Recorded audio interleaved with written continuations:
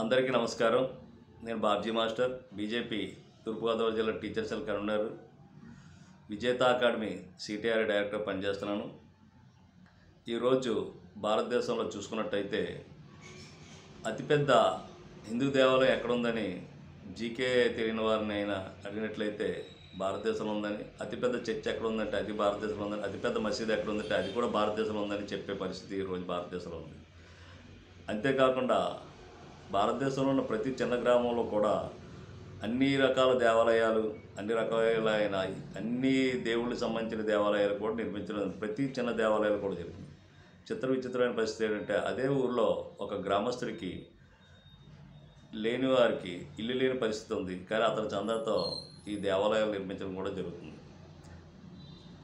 అయితే ఇప్పుడు మనం తెలుసుకోవాల్సిన అంశం ఏంటంటే, ఏదైతే మనం ప్రార్థనాలయాల మీద ఖర్చు పెట్టిన సొమ్ము ఉందో, మౌలిక వసతుల మీద ఖర్చు పెట్టినట్లయితే అవి కూడా మానవ సేవే మాధవ సేవ. కాబట్టి వాటిని మనం లెక్క పెట్టుకున్నట్టయితే దేవాలయాల మీద నిర్మించిన వాటికన్నా వీటి మీద ఖర్చు పెట్టినట్టయితే ప్రజలకు ఎంతో మేలు జరుగుతుంది. ఇది మంచి పరిణామం కాదు. వీరు కట్టారని దానికన్నా పెద్దది ఇంకొకరు కట్టడం, దానికన్నా పెద్దది ఇంకొకరు నిర్మించడం, ఈ మతం కన్నా ఆ మతం గొప్పది, ఆ మతం కన్నా ఈ మతం గొప్పది అంటూ ఇవి నిర్మించుకుంటూ పోయినట్లయితే, మనం వీటన్నిటిని పోల్చుకున్నట్టయితే ఆ ఊరికి కావాల్సిన మంచినీళ్ళ సౌకర్యాలు, విద్యాలయాలు ఎన్నో నిర్మించవచ్చు.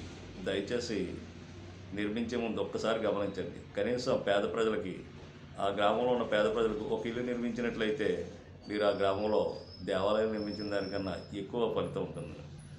మనందరం కలిసి చందాలు వేసుకుని మంచినీళ్ళ పరిస్థితి కల్పించినట్లయితే ఎంతో బాగుంటుంది. దయచేసి గమనించండి పెద్దలారా. ఇది శుభపరిణామం కాదు. ఇప్పటికే కట్టిన దేవాలయాలు, కట్టిన మందిరాలు చాలా సరిపోతాయి. అంతేకాకుండా ప్రభుత్వం కూడా వీటి మీద నిర్దిష్టమైన ప్రణాళికను తయారు చేసి ప్రజలకి పర్మిషన్లు ఇప్పించే పరిస్థితి ఉండాలని కోరుకుంటున్నాం. ఇదే కాకుండా ఇంకొక నష్టం ఏంటంటే, భారతదేశంలో హెరిటేజ్ వారసత్వ సంపదగా ఉన్న దేవాలయాల పక్కనే పెద్ద పెద్ద దేవాలయాలు నిర్మించడం వల్ల వారసత్వ సంపదగా ఉన్న వాటి యొక్క వైభవం కోల్పోవడం జరుగుతుంది. దయచేసి గమనించండి. గుళ్ళు కాదు ముఖ్యం, నీళ్ళు కావాలి సత్యం. జై భారత్, జై హింద్.